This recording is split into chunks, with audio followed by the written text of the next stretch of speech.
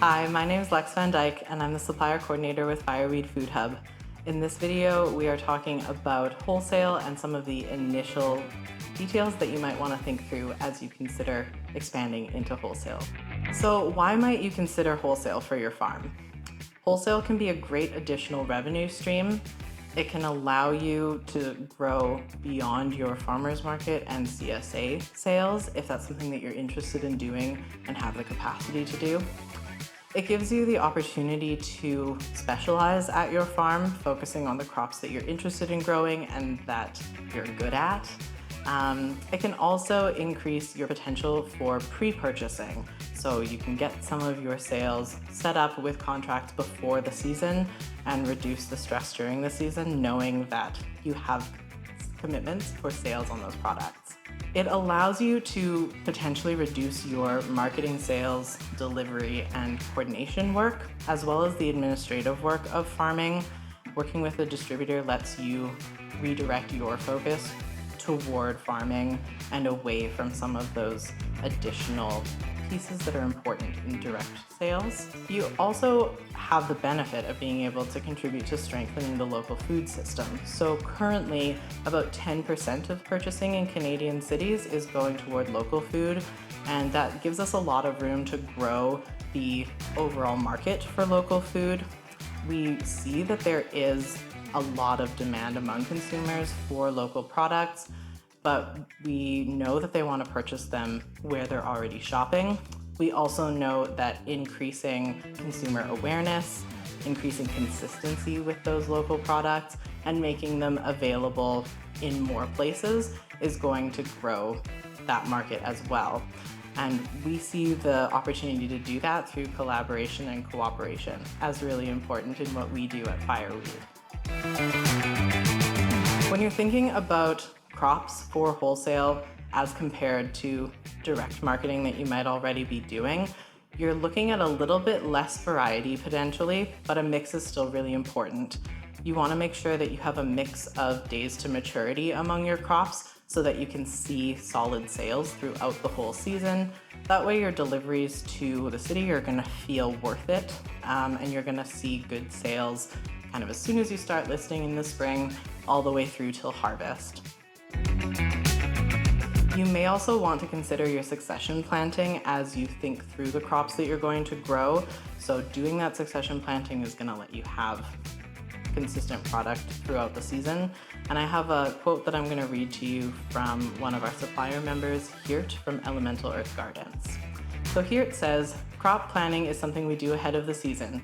We look at last year's demand and base our plantings on that.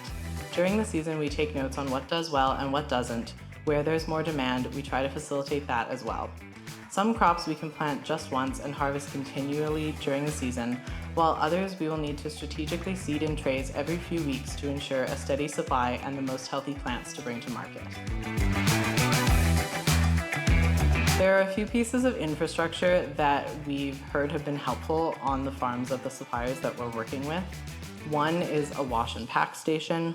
That can be achieved really simply, and there's a lot of low-cost options that you can explore online for how to build something like that for yourself. We also know that folks need cold storage of some kind. That might just be a walk-in cooler that you're using, and you can build those at fairly low cost, potentially with an AC unit like we use in our food hub. There's also options for longer-term cold storage if you want to store storage vegetables through the winter. You might consider building something that has high enough capacity to do that. When you're looking at transport infrastructure, we really need to be careful with fragile produce, making sure that it's arriving in good condition, as well as potentially dangerous products such as meat, eggs, and dairy, where the temperature being maintained is really important. So there's some low-cost options to achieve temperature-safe transport. One would be a modified insulated trailer with an AC unit attached. Another, for some types of products, might just be coolers with ice packs. So looking into the food safety requirements for your specific product will be important as you decide where you want to go. We also see a lot of benefit for our producers with season extension. So some of those might be high tunnels for things like tomatoes, or it might be low tunnels for your radishes to start them very, very early in the spring or go late in the fall.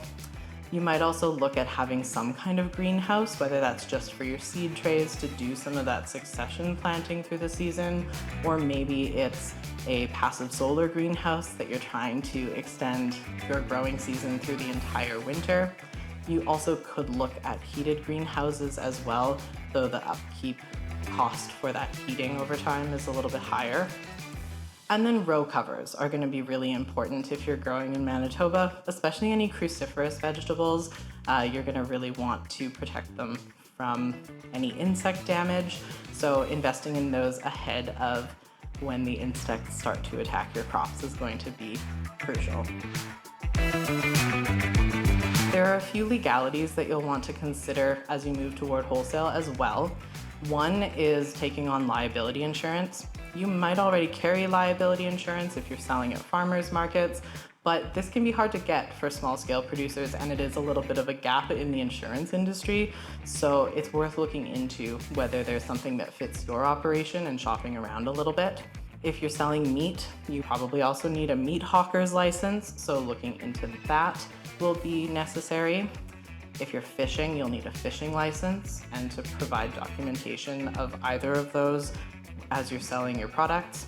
If you are working with an inspected facility to package or process your products, like an abattoir and or a butcher, you're going to want to give information to your distributor about those locations and making sure that they are inspected. If you're selling for wholesale, it's going to be really important as we move towards selling your product to a retailer or to a restaurant.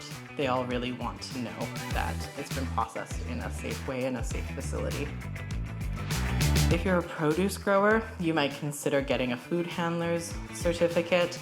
That reduces the risk of foodborne illness, which can be a major legal issue for you down the line. You'll also want to consider GAP and HACCP certification, which we'll explore a little bit in further videos. Those can be really important as you scale up further.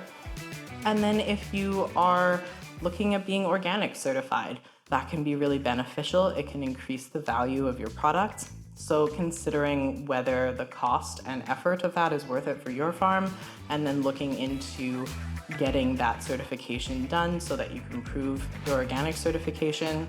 You might also look into other sustainability certifications that would apply to your farm, or you might consider going a non-certified route, such as just spray-free production or low-till production, and then just communicating those values with your customers.